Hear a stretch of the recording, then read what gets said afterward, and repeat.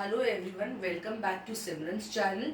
So today we'll continue with accounts and आज जो accounts का मैंने last time आपको जो topic बताया था accounting equations, आज हम लोग वही करेंगे. हम लोग ये जो अप्रोच है हम इससे देखेंगे विच इज़ अकाउंटिंग इक्वेशंस. ये होता क्या है, कैसे हम सॉल्व करेंगे, वो सब मैं आपको इस क्लास में बताऊंगी.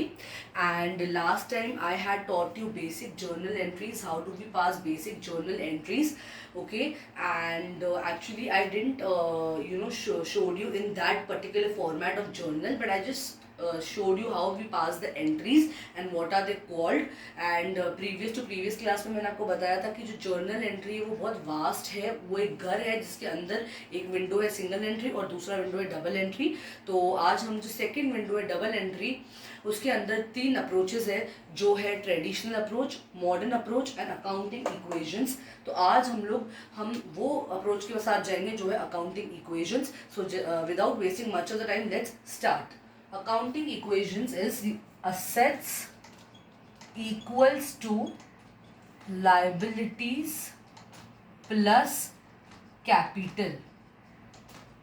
कैपिटल को आप इक्विटी भी रेफर कर सकते हो. Okay, so what is the formula for accounting equations? Assets equals to liabilities plus capital. Capital is also called as equity. Now let me explain you the meaning of this formula first, then we will commence with the sum. Okay, so what are assets? Assets are, अगर आज मैं बोलूँ asset, ये pen मेरा asset है, तो क्या ये मेरा asset हो गया? अगर ये पेन आपने मुझे दिया है for just using it for some time, मैंने आपको बोला कि प्लीज समझो रमेश आप मुझे ये पेन दीजिए, मेरे पास पेन नहीं है और मुझे उसे यूज करना है. अब वो पेन मेरे पास है, तो लोग क्या समझेंगे that it's my possession. But no, asset, the pen asset is not mine. Why? Because the owner of this asset is not me but is Ramesh. So assets are something कि जो हम जिसके ओनर है, we possess that thing and we are the owner of it, we owe that thing, that is known as assets. Liabilities is something to creditors owe us the liability. See, I will tell you who are the debtors and who are the creditors, because you will come across this concept in journal entries. Who are the debtors? Who receive the money, and who are the creditors to whom we have to pay the money. सो जिसको आपको पैसा बाकी है देना, उसे हम कहते हैं, उस पैसे को हम कहते हैं लायबिलिटी. और उस पर्सन जिसे हमें पैसा देना है, आज मैं ए हूं और मुझे बी को पैसा देना है, तो B is my creditor because he owes money from me, and that money which I am paying to B, that money is my liability because I owe that money to him. And what is capital? The amount which is invested in the business. So वो जो amount जो हम business में invest करते हैं उसको हम capital भी बोल सकते हैं, या हमारा वो इक्विटी भी होता है. Let's come back to our topic. I will use the other marker pen. Okay, so that ये मैंने बेसिकली इसके लिए यूज किया था ब्लू में कि मैं आपको बता सकूं ये फॉर्मूला है. और अब इसी फॉर्मूला के साथ हम बेसिक सम देखेंगे. वो सम के लिए मैं ये फोन यूज करने वाली हूँ because I don't have the book.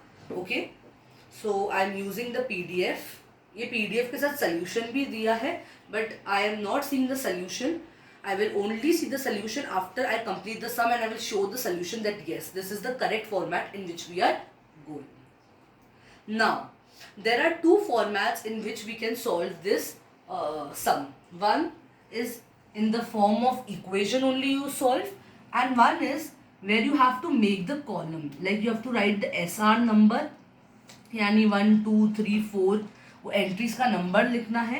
आपको ट्रांजैक्शन लिखना है. What is transaction? ट्रांजैक्शन मतलब अगर for example started business with cash ₹20,000, तो वो क्वेश्चन का स्टेटमेंट आप इधर लिखोगे. मतलब वो जो एंट्री है एज इट इज जो क्वेश्चन में दिया हुआ है, आपको बस ट्रांजैक्शन में कॉपी करना है. This is how this format goes. And here you will make a column of assets, here you will make liabilities plus capital, और you can say it as equity. ठीक है, liabilities equals to assets equals to liabilities plus capital. या तो आप एक सीधा line बना दीजिए कि असेट्स में क्या आएगा और लायबिलिटीज प्लस कैपिटल में क्या आएगा. ठीक है, मैं ये सम में भी दिखा देती हूँ. ये लोग ने अलग अलग किया है। आप चाहते हो तो आप एक साथ भी लिख सकते हो, या आपको चाहिए तो आप उसको अलग अलग भी लिख सकते हो। बस बीच में आपको एक छोटा सा लाइन ड्रॉ करना पड़ेगा जहाँ पे आप दिखाओगे assets equals to liabilities plus capital.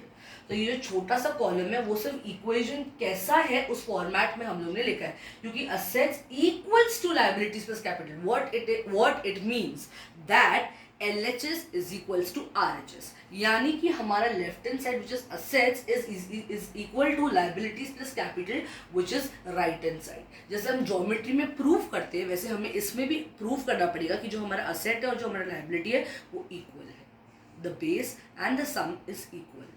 ठीक है, तो let's go back to our sum. मैं अकाउंटिंग इक्वेशन के मेथड में ही सॉल्व करूंगी, ठीक है, because I feel this is more easy for me to solve, and for you all also I will solve in this manner, but if you want you can solve in that second form also which I have showed you all. ठीक है, so by next class I'll complete this chapter and I will start with the another subject because I don't want to waste much time on accounts and this is a very basic chapter. इसके बाद तो और भी अच्छे अच्छे chapters आएंगे, big chapters आएंगे like ledger, journal, bank reconciliation statement which is also called as BRS. There are many more chapters which we have to deal with. We cannot get stuck with one chapter, but since I have got the demand that please complete the whole chapter, so I am doing it for you all. ठीक है, so let's see the question. First entry is Rohit Sharma started business with cash rupees 50,000. Now what is Rohit Sharma's cash? The cash which Rohit Sharma is owing is his asset because he is the owner of the cash. तो asset में तो 50,000 आएगा ही आएगा।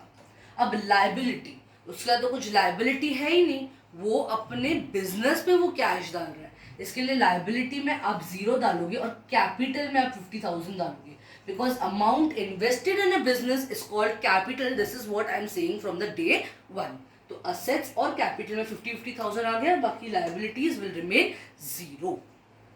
Now let me tell you all, this amount will get carry forward, मतलब इसमें अभी हम add और subtract करेंगे, ठीक है, यही amount के साथ we will add and subtract the other amounts. So this amount and this amount will get carry forwarded.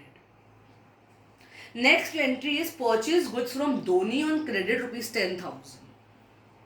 Of course cash is our asset, तो 50,000 plus 10,000 0 के, अब ये तो 0 है पर यहाँ पे अभी क्या आएगा 10,000। क्यों यहाँ पे 10,000 आएगा मैं आपको बता देती हूँ, because Dhoni has purchase goods, that is correct, but the thing in it is credit. Credit यानी कि उधारी पे खरीदा है, मतलब अभी तक उसने अपने क्रेडिटर को पैसा पे नहीं किया है, उसने उधारी पे खरीदा है, तो हम अभी तक लायबल है अपने क्रेडिटर को पैसा पे करने के लिए, एंड हेंसफोर्थ लायबिलिटी में रुपीज 10,000 आएगा और कैपिटल में तो कुछ भी नहीं आएगा, तो 50,000 एज इट इज हम लोग लिखेंगे। तो अभी दोनों जगह तक अभी तक 50 + 10, 10 + 50 is it 60 is equal to 60, तो अब तक LHS is equal to RHS ही चल रहा है, means we are going correct.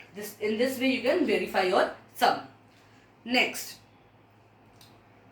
sold goods to Virat on credit rupees 20,000. Now we have sold goods on credit only of rupees 20,000, यानी कि 50 plus 10 and 20 plus 20 minus 20,